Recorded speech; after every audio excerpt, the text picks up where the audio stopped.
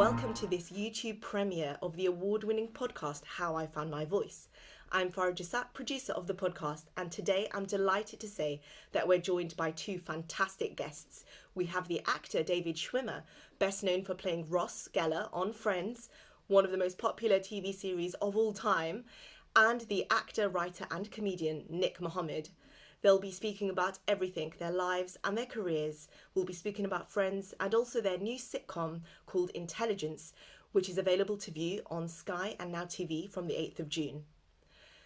Just before we go to the conversation, it would be amazing if you can take a very, very quick second just to click subscribe at the bottom of the screen. You'll be able to subscribe to our YouTube channel. You'll get access to all of our amazing debates and discussions. We have hundreds of videos that you can go back to and watch. And if you're able to also like us and click the notification bell, again, just below, it will let you know when we have a new video out.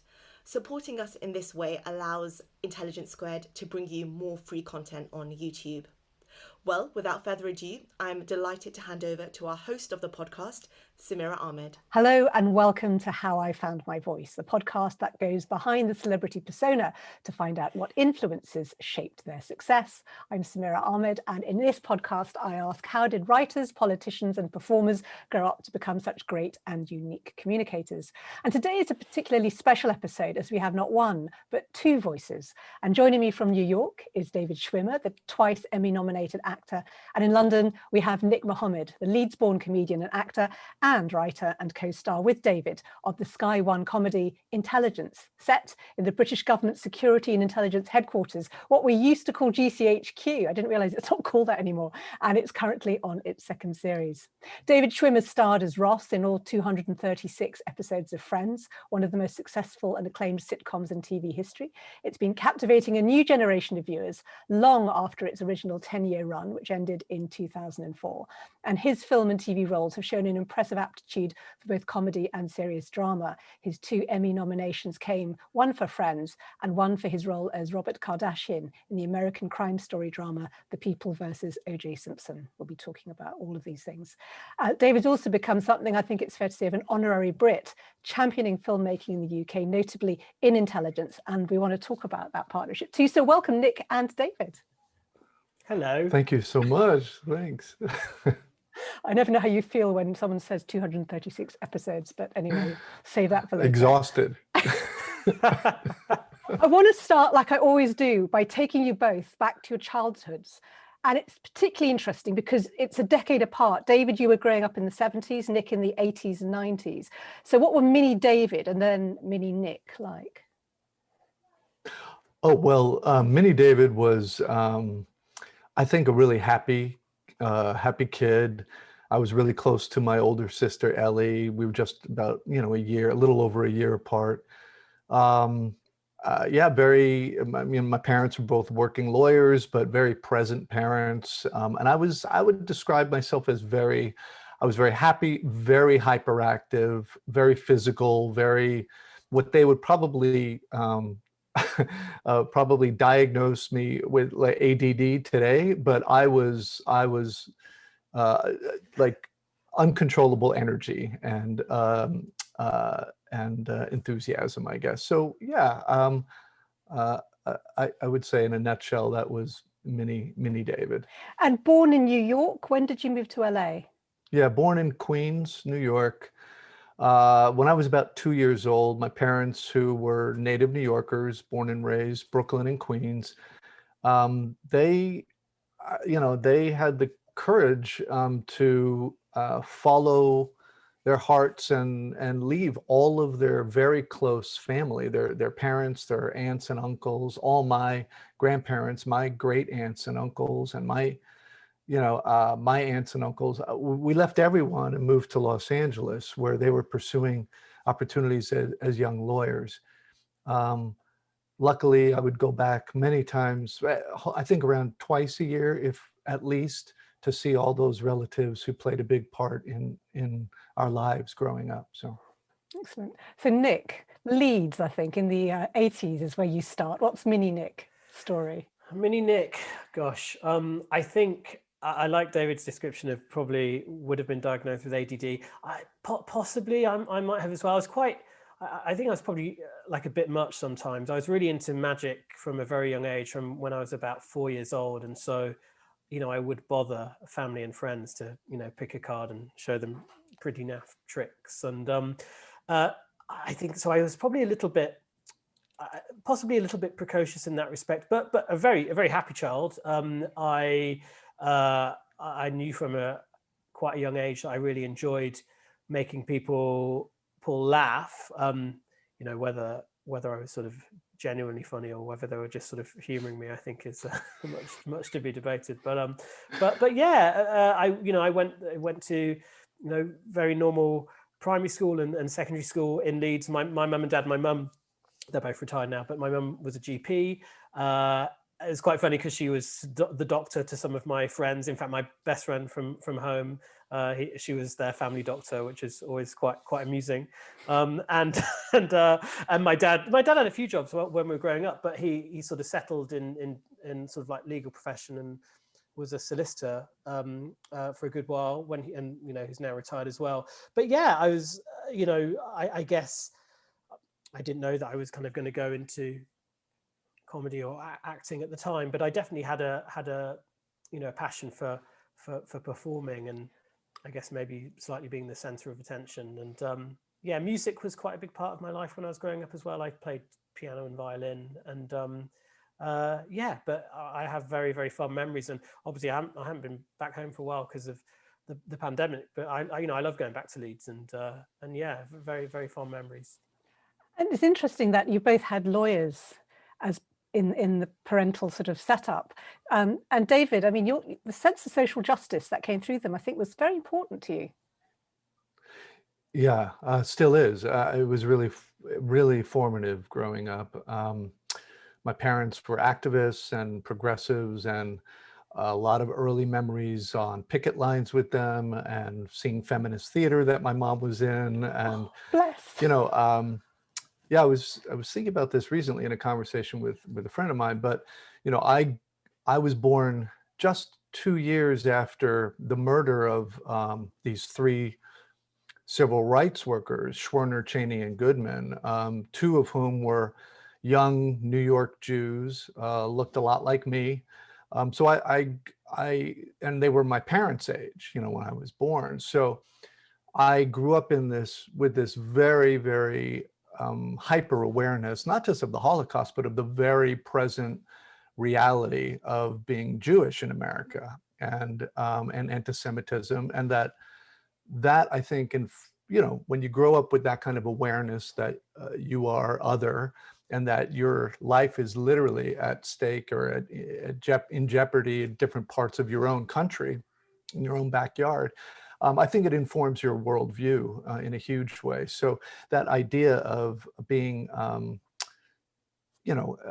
seeing any kind of injustice with any person of color or any kind of discrimination was really profound as a young person, and kind of carried through.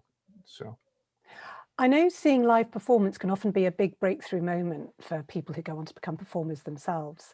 And David, I think for you, being taken to the theatre to see, was it Ian McKellen at 13? Yeah. Well, Where was that? Well, my parents had a love of theater, and every year we would, on one of our, or both our trips back east to see family, we would make a point to see as many plays and shows as possible. I remember a couple of trips, we would see like 5 shows within a 6-day trip. So I was always going to theater, but my parents took me to see Ian McKellen's one-man acting Shakespeare in Westwood, in like one of the UCLA small theaters in Westwood. And I was I was 13 years old, and I was completely mesmerized. And it was, Nick talks about magic. I also was a fan of magic growing up as a kid. And the magic that Ian McKellen, like the magic trick that he did of transforming himself without any props or costume changes into 25 of the greatest Shakespeare roles written, men, women of different, sizes, shapes. I was absolutely awestruck. And I thought, I have to do that magic trick. I have to learn how to do that. So yeah, I was really bitten by the bug quite early. And Nick, I was wondering with you, one, there was a huge sort of, theatre and live performing scene in all those great old theatres around, Leeds and Yorkshire. But also magic, I think, had a real growth. There were all those people like kind of Penn and Teller and David Blaine, who were kind of quite huge celebrities by the 90s. What were you watching on stage? Yeah, definitely. I think, magic sort of had a real kind of golden age, I guess, kind of going through the late 80s with the Paul Daniels Magic Show, and then completely with the slightly more modern stuff, or modern at that time, with the street magic of David Blaine and some of the stuff that was coming through from the States, like Penn and Teller, the David Copperfield specials, and so on. In terms of like live magic, I mean, I saw a lot of live stuff. Yeah, the West Yorkshire Playhouse. I remember seeing magic shows at the Grand and the Alhambra in Bradford. I think there was a real, there was still, I guess, a lot of performers who had, I suppose, cut their teeth at the working men's clubs in the sort of 70s and sort of kind of going into the 80s, who had a real kind of stock in trade kind of act, but who would frequently, do all the pantos up north and, or, have their own shows and with some international supporting acts. And so, I got to see a lot of stuff through, similar to Schwim, my parents didn't hold back in terms of we would be taken to, as many things as I guess, we could afford at the time. I remember seeing such a mixture of things as well, from musicals to Shakespeare to opera to magic shows. And I would always sort of take something or try and take something away from all of them. But getting to see, I remember seeing Paul Daniels a few times when I was growing up live, and even as recent as seeing Derren Brown's first live show, which was back in 2000, I think, or maybe even just before then. A good sized theatre, but not a massive theatre in Bradford. I think St George's Hall it was maybe, and just been completely blown away. I'd never seen that kind of branch of magic or mentalism sort of performed in that kind of honest way that is sort of his brand now. And it's wonderful to see that stuff. And I was jumping ahead to make a connection, but when you talk about the magic of seeing Ian McKellen do all those Shakespeare characters, you did a one-person Tempest, didn't you, David? Oh, yeah. Is that? Do you think that's the seed of it? Yeah, I mean, I was very lucky in the high school I went to. They had a really strong theater program, and I was introduced to Shakespeare at a young age.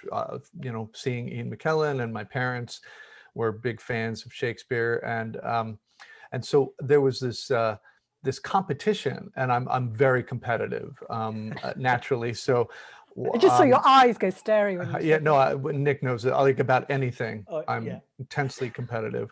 And I love games and sports and all that stuff. So anyway, there was this Shakespeare festival in Southern California. Of all the high schools in Southern California would compete against each other in two categories: an individual category where you would represent your school, or a group category of like 4 or 5 actors doing scenes from. Anyway, I cut together my own individual Tempest, where I played Prospero, Ariel, and Caliban, and I did this really physical thing that Nick would probably be genius at, but transforming yourself at different levels, Caliban on the ground, Ariel above, and Prospero, whatever. And I ended up winning first place, and in the competition. And the greatest moment of that I didn't know until you won was you get to repeat and do your scene again in front of all the schools on the main stage. And I think doing that at age like 14, was hugely formative, because it was just this big thing of approval. It was like you hope you're good, but when you win something like that, you feel like, oh, okay, I should maybe keep doing this. Was there a particular teacher? Others are enjoying it. So sorry, and was there a particular teacher for drama at your school that this took off with? Andy Grenier was my high school acting teacher that also later introduced me to Grotowski and a lot of other. This is a method, is it? Yeah, very, very physical theater method and philosophy. And So that was hugely formative in terms of then bringing that to Northwestern and introducing a kind of, a different kind of style and process that would eventually lead to a formation of a whole theater company later. So we'll come to university next, but I'm fascinated, Nick, as well, because teachers, or certainly a teacher, had an impact on you at school. Yes, it sort of got to the point now where I feel I should just name them, but I've kind of protected their identity. So now, I mean, I'll be very honest, I don't even know if this person is still alive. You know, she taught us English when I was doing my GCSEs. So so we were like 15, but she left. I think she either went to a different school or something, but she left sort of halfway through our GCSEs, but she made an incredible impact. And partly because, I mean, she was genuinely such a character, and it is, you know, it informed the character that I often do on stage, Mr. Swallow, which is just this opinionated, quite camp individual with sort of huge, effectively, she was sort of using her position as a teacher as a platform to just spout views about literally kind of anything and everything. And, you know, it's a bit Miss Jean Brodie. I mean, there's a long heritage, isn't there? Yeah, and I remember, you know, some of the stuff. She once walked into the classroom and was like, "Right, we're going to do a debate," and you know, we're meant to be doing sort of English language or something, and it was like, "Oh, okay," and you know, she wanted to do a whole debate about capital punishment, and she was a strong advocate for capital punishment, and we were sat there even at that age thinking, well, I think the debates may be slightly more nuanced than that, and she, you know, she would have a go at us if we disagreed with her point of view, but she just had this sort of amazing sort of attitude. And I don't know, I just sort of ended up using sort of doing impressions of her at school, and it kind of sort of, as I became a student and started doing comedy gigs and so on, it kind of crept into my repertoire or whatever. You know, I just started doing that voice for comic effect. And so, she was an incredible inspiration, but I shouldn't really name her because, you know, I don't know, she might not see it as an homage. It'll be like that Carly Simon thing, you know, who is the person who's so vain? It's like, who is Mr. Swallow? And I want to ask you both, but Nick first, the role of university then, where you know, often people do really find their voice as performers. Nick, you went to Durham initially to read geophysics and then started a PhD in seismology, studying earthquakes at Cambridge. Mm-hmm. What happened at university in terms of you becoming, you know, the performer and the writer and the creative you are? As much as I did, you know, a lot of magic when I was growing up, I still wasn't. I was kind of confident in one particular way, but I wasn't really I wasn't sort of experienced or kind of wise, and I didn't really know what I wanted to do. And and in some respects, I think academia can feel quite an easy option in that respect, because you're effectively told what to do. You know, I went through, you know, primary school, secondary school, did sixth form, and then, you know, I thought, well, I'll go to university, and then, you know, I kind of decided to do that PhD because I didn't really know where else to go, and sort of thought, well, I'll just keep on sort of doing what I have been doing. And whilst I was at Durham, I knew that I enjoyed comedy, and certainly seeing it and you know, listening to it and watching it on television and so on. And there was the student sort of comedy group was the Durham Review, and they only had auditions once a year, and I auditioned twice whilst at Durham and didn't get in. And so it didn't so much knock my confidence, but it just made me think, oh, well, maybe it's not really for me. But I still had kind of lots of ideas, and I did the odd little gig whilst in Durham. But it was when I went to Cambridge, and the Cambridge Footlights being, you know, the equivalent sort of student comedy group. What was brilliant about the Footlights, certainly then, was that they, I think even still now actually, but compared to Durham at the time, was that they did you know, review shows every 2 weeks as opposed to once a term, and you know, you could effectively audition every 2 weeks. And so I just, you know, I remember thinking, well, you know, it just presented so many more opportunities. And I guess having had that period at Durham where I'd sort of been sort of frustrated at maybe not really having that outlet to sort of perform comedy, suddenly there was far more opportunities to do so at Cambridge, and it took off a little bit from there. Yeah. Fantastic. What about for you, David? Because you did a theatre degree at Northwestern, and it struck me, because I was that generation who, you know, watched Friends from the beginning and watched, you know, all your films, and I was really struck with Intelligence, you know, the sitcom you've done together, how technically skilled you are. You know, there's timing, there's physical movement, there's little moments of expression. And I remember thinking, is that going back to the degree? Yeah, it's going back. It's a combination of the degree at Northwestern and the training there, but also since I was 13 years old, every opportunity I had to take extracurricular theater and summer camp and training, I took. So whether it's clown school, or I went to the British America Drama Academy at Oxford, where Brian Cox and Rosemary Harris were two of my teachers. So, and there was, I always was fascinated with the physical comedy and the kind of the training and the dance and the movement that really went hand in hand with it. So I tried to train everything and just acquire as many skills as I could. And stage combat, everything, you know, Northwestern really provided a really strong foundation there, as well as these other supplemental opportunities. I feel I've been waiting 25 years to ask you if you had done something like clown school. Just as I say, even in intelligence, the way that you throw yourself across a desk, but it's a fall and it looks like an accident. I just find that kind of physical ability. It's not something some people ever learn, and you were trained in it years ago. Yeah, and I kind of developed my own process. So because it really is, for me, it's quite specific, quite choreographed. And because in order to do it over and over again, you want to not be hurt every time you do it. So you want to, but you have to sell it, as Nick knows, you have to sell it in a way, whether it's stage combat, the same thing. No one ever wants to actually get hurt. So it's just practice. Yeah. Yeah, I'm glad you mentioned they're not getting hurt, because I thought as one gets older as well, it really matters to do that well. What are you saying? Give me that look. So there's a moment when you're both in the same country, which is, David, did you bring a university show to Edinburgh Fringe Festival?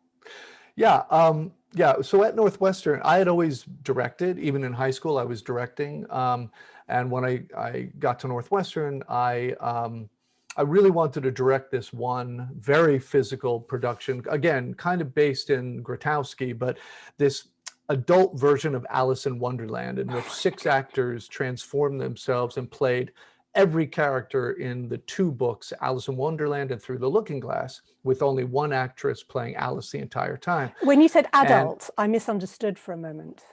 Well, it's kind of a grown-up, sophisticated version of the adaptation of the 2 books combined. And it was first done by Andre Gregory and the Manhattan Project in, I think, the 70s. But I really wanted to do this and direct it at Northwestern, but I was told I hadn't taken the requisite directing course with this one director who I just hated his work. I just thought he was trash. So I thought, this is completely illogical. Why do I have to take directing? Why do I have to study directing from him? I've been directing, I was very full of myself, but I'd been directing since I was 13. I don't like his work. I don't see why I have to do this. So, but they refused to give me a space or support me directing this play. I said, fine, I'll use my bar mitzvah money, which I had saved. And I produced it. I found a theater off campus and I cast the show among, actors that I loved and respected. And I just produced it off campus. It became a really big hit and kind of like the hot thing to see, off campus. And it was successful on top of that. And I produced it as well as directed it, and I made money. And I was like, okay. So I, being pretty, as we've established, arrogant and full, big-headed, I went to the dean of the School of Speech and I said, hey, I just produced this play off campus. I've heard about this international theater festival in Scotland called the Edinburgh Festival. And I think you should send me and the cast to Edinburgh, to the festival, to represent Northwestern and the city of Chicago. Like that. I was so, I was 20 years old. I didn't know what, but to his credit, he said to me, how much does it cost? And I'd done the budget. It was $10,000. And he said, if you raise half of it, I'll match it.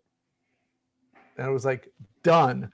And so I got in touch with Second City, and they gave me their space for free. And I produced this is the famous comedy club in Chicago. Yeah, and I produced a shortened version, like benefit performance, to send us to Scotland. And sure enough, we raised $5,000, and he kept his word. And that summer, we were in the Edinburgh Fringe Festival, where I got to see Stephen Berkoff's play West the first time it was produced. And that play blew my mind. And I then spent the next 10 years trying to produce that in Chicago with my company, which he finally granted us the rights to do. But this is the Looking Glass company that you set up, and which is still, of course, going. But that experience of producing, going, traveling to that festival, seeing all that theater from all over the world and particularly all over the UK, the comedy, seeing everything, and producing it successfully, again, was one of those formative events that told me, oh, just keep doing what you're doing. So. Do you know what is also interesting, Nick, thinking, we know, and you would know, that Edinburgh Fringe is a kind of rite of passage for anyone who wants to have a comedy career. And it's fascinating to see someone coming from, the States, and it also becoming it's sort of like a station that you went through it as well, presumably. With the Footlights, at least. Very much so. Yeah, the first time I went there was with the Footlights, and that was back in 2004. And then the following many times over the years. And then the following years I went every year. I sort of then started doing every other year, 10, 12, 14, 16, 18. But it's 2012. I'm not that old. 18, 12, 18, 14, 18. But yeah, I mean, you're right. It's sort of where there's almost an etiquette, isn't there? That if you want to pursue comedy, it's where, you absolutely go there to road test your material. It's the industry pretty much heads up to Edinburgh over August. Obviously not at the moment, sadly, but hopefully, if not this year, next year, it'll all kind of be coming back again. And it's where you showcase your year's worth of material, and the whole industry heads up there to see what you're doing and what you've done. And can I say, Nick, you were robbed for at least a couple of nominations. I mean, I was reading all the reviews of your shows that you've taken to Edinburgh, and everyone was talking about you. And I don't know, has it been frustrating that perhaps Edinburgh didn't give you the kind of break that some people have had when they've won, what used to be the Perrier, say? I think, I try not to. I try not to kind of really get too concerned by those things. I mean, there are so many ways in which you can, I guess, sort of have benchmarks in terms of how well you feel you're doing in Edinburgh, and whether that's to do with ticket sales, or whether you're proud of the show, or whether your parents have liked it, or the press that you might get. Critics liked you. They raved about you, and they said, "Why aren't you on the shortlist?" Well, I get, and again, you got to try and take some of that with a pinch of salt. But yeah, listen, I was just. It's always nice to do a show where there's nothing more, having more recently done more TV comedy, there's something absolutely sort of delicious about doing something which feels quite frontline, when you kind of put yourself on stage and you get that absolute immediate response from an audience, and there is nowhere to hide, and you have to take, I guess, the highs and lows. There's no one else you can blame apart from yourself. And with TV, there is a process, there are scripts, there are other people who will want input into those scripts, and then there's the process of filming and an edit. Whereas on stage, you go on, and of course you prepare your material, but you go on there and immediately if the audience like you or don't. And when an audience do, it's like no other feeling. And that is worth far more than any press or award nomination, I think. Can I ask you, Nick, first, and then David, what was getting your first break like? What was it, and what did it feel like? I don't know if I know what it is yet. Part of me feels like it could be intelligence. It could be Ted Lasso, and we're only filming the second season of that right now. There's just been lots of little things. I've heard other people far more experienced than me talk about when they got their big break, and I think it's probably right to say that it's not always one single thing, and certainly for me it feels like it was a combination of I guess getting an agent, then getting a Radio 4 series, and then getting my first TV role, but not a lead role by any means, and then getting your first pilot script commission and things like. So it's absolutely been quite a slow and steady burn over the past 10 years, and I think only now do I sort of think, you know, and I still feel I've got tons to learn that maybe I can sort of think, okay, I could say this with some sense of authority. I could present a script and justify, well, this is why I've written it like this, and this is where I think the funny is, and this is how it should look. I only feel now am I starting to kind of feel I have any kind of experience in that. So I don't know. Well, I know it's interesting because I could see a load of different points where you might say it, but it's how you feel about it. What about for you, David? Because you did do a couple of roles in sitcoms, didn't you? Before the one that we're going to talk actually, about I consider, I guess my break into on-camera work was more dramatic. I was doing some guest episodes on a show called LA Law, and then NYPD Blue was a 4-episode arc. It was a few, where my character was inspired by this a real story in New York, a subway vigilante, a guy who took justice into his own hands. And then the Wonder Years was, so there were a couple of things that followed each other rather quickly in terms of some recurring roles, but I kind of look back on NYPD Blue as this, which was a dramatic story and a dramatic character, as my break, really. Although, like Nick, I think I don't think we're going to wait for that. We both kind of were starting to take control of our own careers. He as a writer and performer, and me as starting a theater company, as directing and acting. I don't think we were going to just hang around and wait for someone to hopefully find us. We were going to go get after it. I was wondering, when did you do your production of Upton Sinclair's The Jungle at the Looking Glass Theatre Company you set up? I feel like that was 1990, maybe 2 years after I graduated. That was one of our big productions. I had adapted this book, The Jungle by Upton Sinclair, and directed it, and it was our entire company on stage, and then some. It was a big epic, dramatic, production about the story of immigration, really. It's a story of immigrants landed in Chicago from Lithuania. Exploitation of workers, of course, and their meat carrying. Yeah, exploitation, really, of workers and the corrupt system. And it's really also the story of the rise of unions in this country. It was, there was a social justice element of that, component to that. And then a lot of the work, actually, I was involved in starting that company were stories that had some kind of message, I can see the but connection. hopefully told in a very theatrical and entertaining way as well. They had to be good, but there was always an agenda. But it's no secret that you originally turned down the part of Ross Geller. And I wonder, what was your thinking? How did you feel about the world of sitcoms, thinking that it's 4 years from Upton Sinclair's The Jungle and your own theatre company to the start of Friends? Yeah, well, I had been lucky enough to be cast in my first regular series role, which is a big deal for a young actor, a year before Friends, right?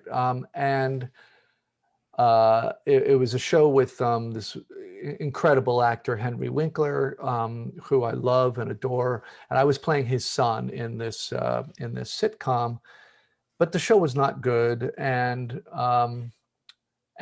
although he was terrific and everyone on there was lovely, but more importantly, the writers did not embrace my ideas.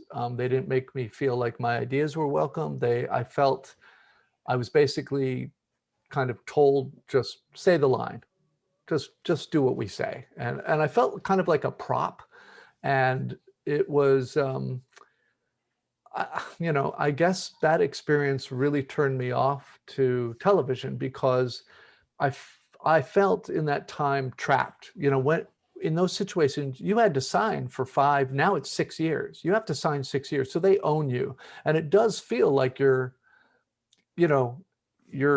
owned by the network or whoever. And I was so relieved when that show was canceled after filming 12 episodes. And luckily, we made 12 episodes, only a few of which were aired, but we made 12. So I got to bank some money, and I said, I'm out of here. I moved back to Chicago, and I say, I got money in money in the bank. I'm going back to Chicago and doing theater.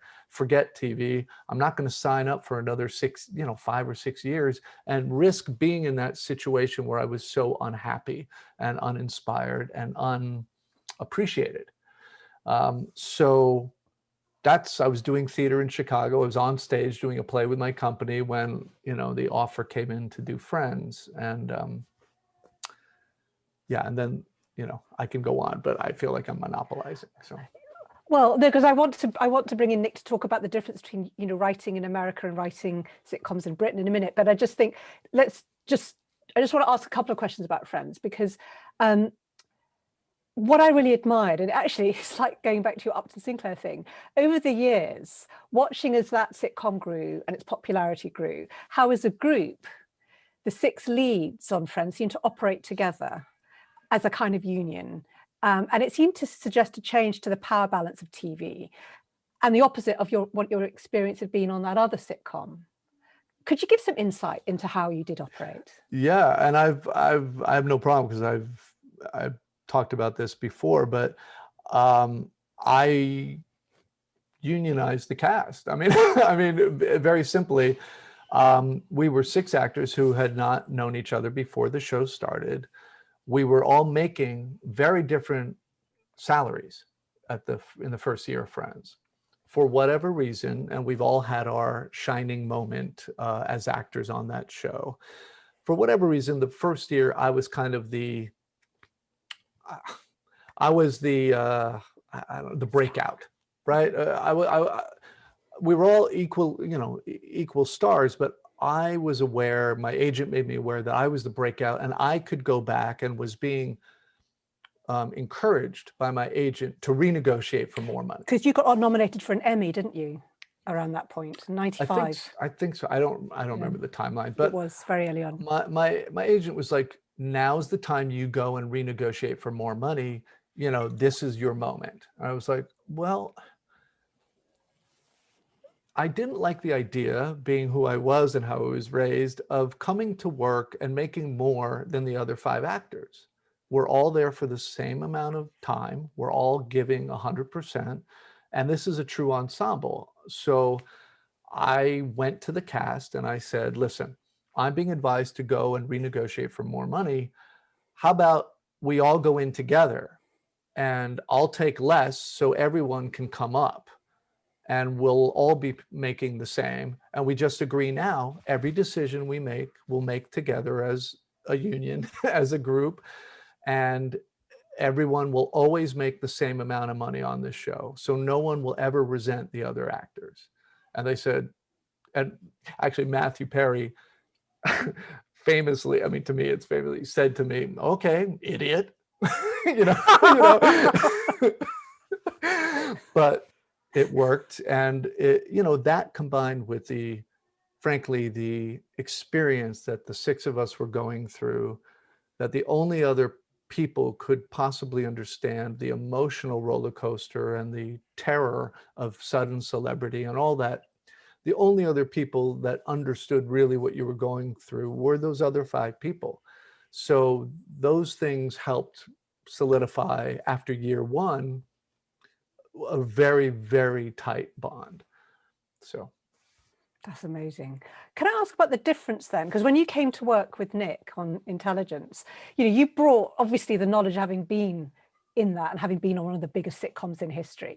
But people often talk in Britain, and Nick, you'll know this, that, in America, it's so much better. They have big teams of writers. They have 26 episodes, whereas in Britain, you're lucky to get 6, and it's all the weight is on that one person who's writing it, who might, like in your case, also be starring in it. And I just wonder what your experiences are of the cultural differences, having, in your case, David, worked obviously on both sides, but Nick, having watched the American experience, but lived the British one. Yeah, I think it's funny because I think that, even, back then there were plenty of British shows which were hugely enjoyed in the States, and likewise plenty of shows in the States that were enjoyed here, you know, notably Friends, of course. But you know, again, only now am I really kind of opening my eyes to the differences in terms of the process. And you know, the writers' room thing is a big thing in the States, and less so over here. Interestingly, it's definitely kind of catching on here, and I think certainly with the, you know, the birth of more and more streaming platforms, there are so many more opportunities for content that, you know, writers' rooms are sometimes the only way that those shows can be created, because, you know, there isn't a sort of a single writer who can then just go away and relatively quickly write 12 hours of television, you know, in 2 months or whatever. So it's the processes are different. I've never experienced the writers' room process myself. I've written with Julia Davis before, which is, it's, you know, a specific writing relationship and a wonderful one, but very kind of unique to working with Julia. With Intelligence, it's, you know, I write it, but it's deeply collaborative, and, you know, from David, you know, being on board from, you know, the original page outline that I might have sent him.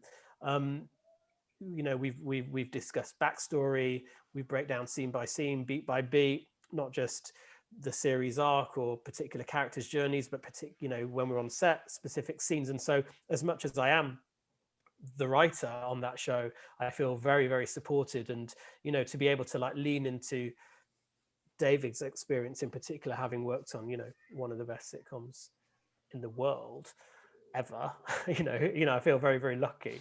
But yeah, it's funny to find myself in that position in a way. And, you know, I'm a huge fan of, you know, those American shows, and they're so mathematical as well in their, you know, they're the gag rate and the, you know, the amount of story that they can pack in such a short amount of time. And they're hugely inspirational in that respect. Yeah. I wonder how it looks to you, David, as well, thinking back to, you know, the fact that you thought you didn't like sitcoms, but you took Friends. Why was that different? Or you didn't like the experience you'd had on the previous one? Sorry. Yeah, it's not that I didn't like sitcoms. I've always loved sitcoms, and a huge fan of television comedy. It was just that, yeah, the experience as an actor on that was so, you know, I just didn't want to do it again and feel trapped or signed for, you know, that someone owned me for 5 years. I just didn't like that. Why did Friends feel different? Why did you? Well, because I was convinced to meet with Marta, David, and Kevin, and what they told me was that, and what I didn't realize was that a year before Friends got picked up as a pilot, to make the pilot, I had auditioned for them. And I went to network for them on another show they wrote. And it was down to me and 2 other guys, one of whom was my good friend from high school, Johnny Silverman. And he got the role. I didn't get cast, but they remembered my voice and my interpretation of that character. And they wrote Ross with me in mind. So I didn't know any of this until I flew out to LA to meet with them. They said, listen, it's an ensemble show. There's no star. We promise to be collaborative. We want to hear your ideas, your thoughts. We wrote this with you in mind because of your audition. You came in for us a year ago. And I was like, this sounds too good to be true. And it was too good to be true. I mean, in that they kept their word. It was collaborative from beginning to end. It was as much fun as I'm having with Nick on Intelligence because of the collaboration. I really, that's what gets me going, is that collaborative spirit. How does that work when you're talking about great collaboration, whether it's on Friends or it's with Nick? What are you describing? I'm describing a certain relationship between the writer or writers and actor, in which there's a mutual respect and trust that I can elevate the material and I can take the great ideas that they have, and take it to the next level. if you trust me and let me own it in a way that and inhabit, because I know the character and I might make choices that will surprise you. And when there's that mutual respect and trust, as Nick and I have as well, it's better than either of you could have come up on your own. That's what it is. You find a working relationship that elevates the material or elevates your performance because they can see something you can't, and they can write to you and your character. And no, sorry, yeah. Go ahead. No. So, obviously they're two very different shows because we had the pressure. We would rehearse a one-act play every week, and then we would perform it in front of a live audience. And there were, changes on the spot because the audience maybe wouldn't get the joke as much as it wouldn't land. So we'd have to come up with something on the spot. But throughout the week, I'd be pitching, and the other actors would be pitching other jokes, other moments, other beats, and also work it out dramatically, saying, this isn't feeling right. It's not landing in a way. So we'd have a whole week of rehearsal to figure it out. And then the true kind of the arbiter, would be the audience. They would say whether they liked it or not, or something landed with them emotionally or not. With Nick and I, it's the same spirit of real collaboration, but we don't have an audience. We don't have the luxury of an audience. We have to be the arbiters, along with our wonderful producers and director, Matt, to really figure out and trust that this works, that it's funny, that it, in some cases it's not too offensive. And we can talk about that process, which Nick, but we also have the luxury of doing multiple takes and alternate takes. So we can decide certain things we can decide in the edit. Can I ask, Nick, how did you two first come to know each other? Because you mentioned sending that one-page sort of spec to David. So how did you first come to know you could send him that? How far back does it go with you?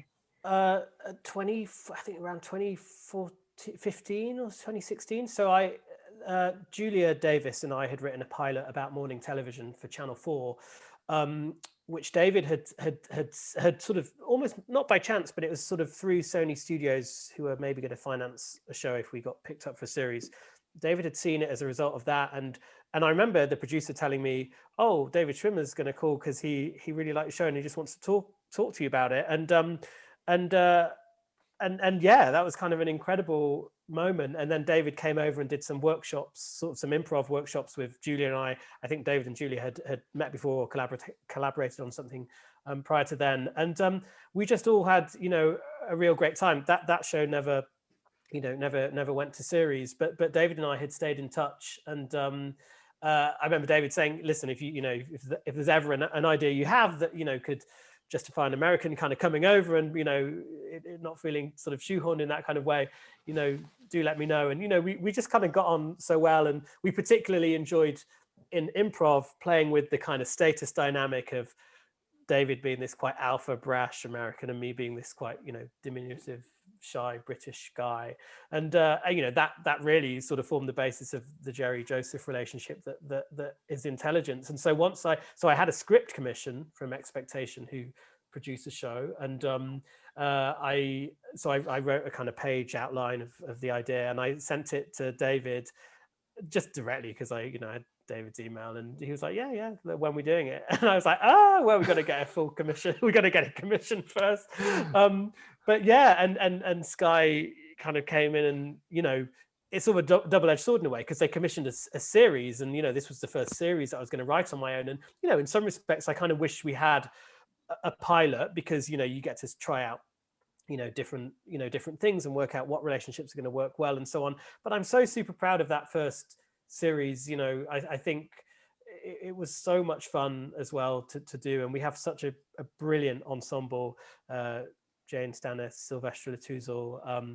Well, Sylvester Latouzel's a great Shakespearean stage actress. I mean, I went to see her as a student, so I was delighted to see that, as a cast, it's a really interesting selection. They work. She's fantastic. Yeah. They're all fantastic, really.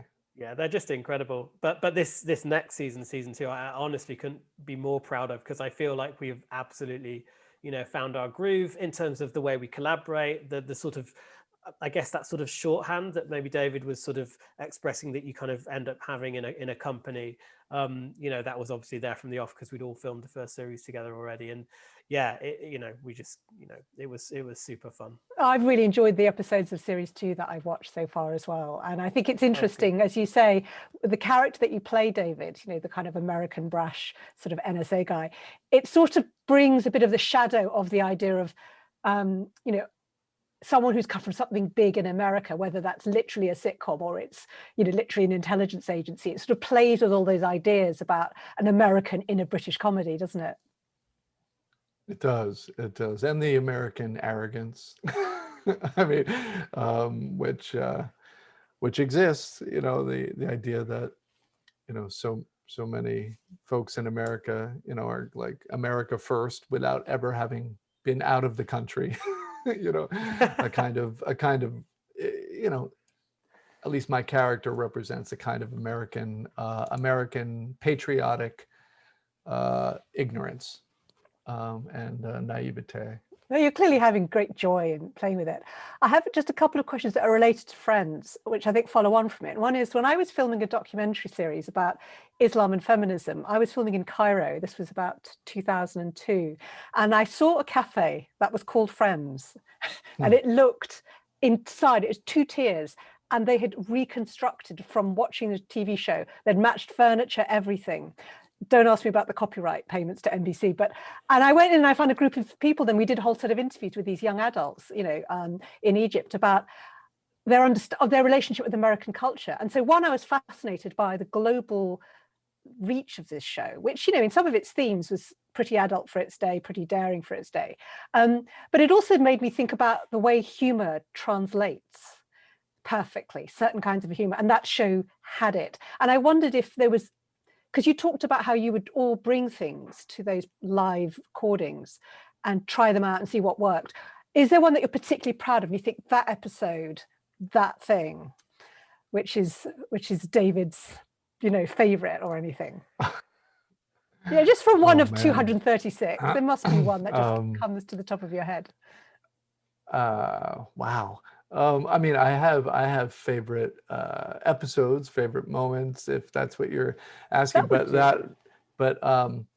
mean, what you were saying about the global reach of it, it's really moving to me and really meaningful to know. And I've been approached by a lot of young people from all over the world who say, I learned English watching your show, or that it's empowered a lot of women in different countries to just have the idea, as Monica proposed to Chandler, that, a woman can propose, you know what I mean? Or it's empowered a lot of young gay people or people who are, struggling with their gender and their sexual orientation. It's given them, I think, more perspective and kind of giving them the idea that they can own who they are, which, hearing that from a lot of young people is really,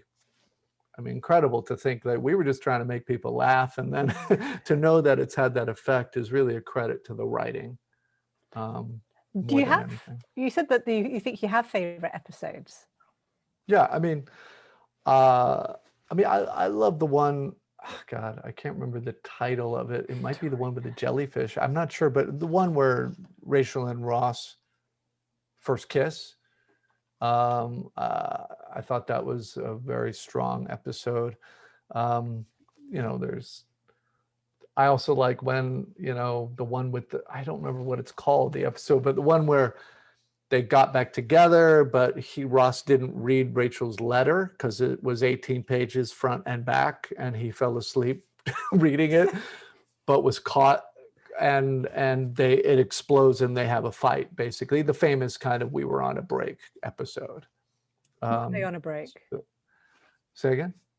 Were they on a break? Yeah, without question. Okay, just checking. Come on now.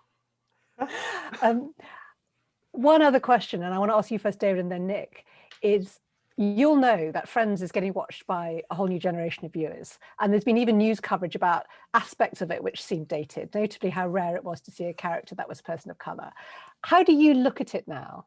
And I wonder, do you think about how something like that, if it was being attempted now, might be done differently? Listen, I was very aware of it on the show that, you know, there were a lot of things I was aware of. And one of them was that it wasn't really truly representative of New York and the entire, you know, incredible diversity of this city that I live in and love. And I think I've already, you know, made this known, but I really, when Rachel and Ross, when they were dating other people, when the focus wasn't on her, I really, you know, made it known that I want Ross to date women of color. And so there were several conversations and then auditions and, you know, thinking finally he had a relationship. Aisha Tyler was a woman, African-American woman that Ross dated, had a relationship with, but you know, it was always on my mind, again, the way I was raised, but also to represent like their religion, which is a big thing that, you know, Ross and Monica were Jewish, and and it was very rarely kind of dealt with, but luckily when we could raise it, it was dealt in a very memorable way, whether during the blackout, Joey would, I think it was that episode, he would use the menorah, which he didn't even understand what it was, but he was using it to like with candles because we had no power, or the holiday armadillo, which Ross wanted his son to understand that,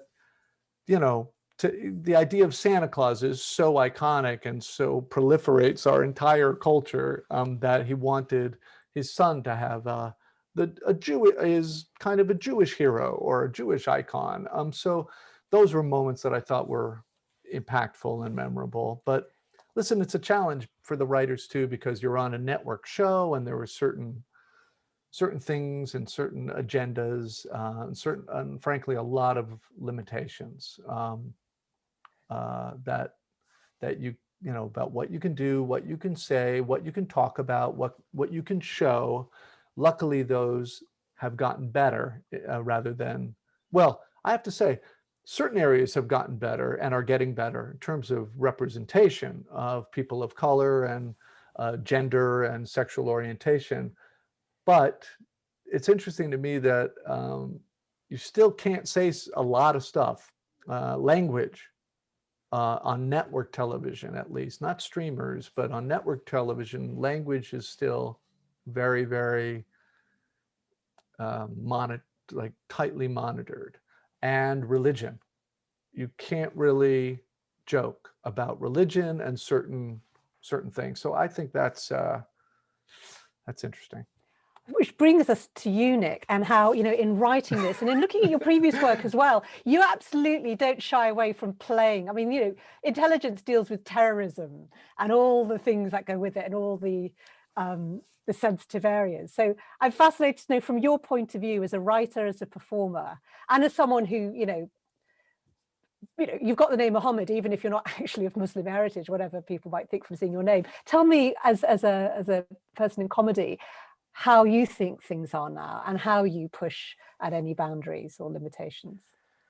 That's a good question. I think that you know, when I was starting out in comedy, I kind of made a real point of actually not mentioning race at all, actually, and I still feel quite passionately this way, that I think a true indication of equality, and I've said this before, I did like a Twitter thread about it, but that, you know, there are a lot of broadcasters and networks, you know, who are rightly pushing, you know, putting money into sort of diverse programming and sort of special funds for sort of diverse writers and so on.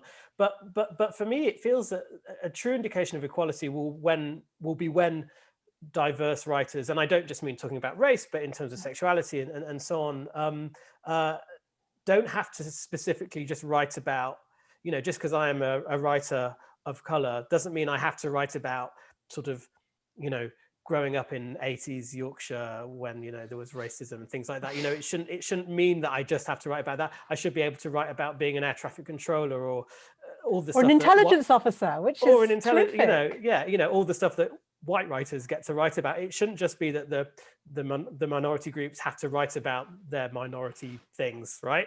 So that for me, I'm quite passionate about that. And for a while, I didn't sort of really touch this sort of subject of race because I sort of almost wanted to make a point of I'm a writer, I happen to be of color, I'm not writing about those things.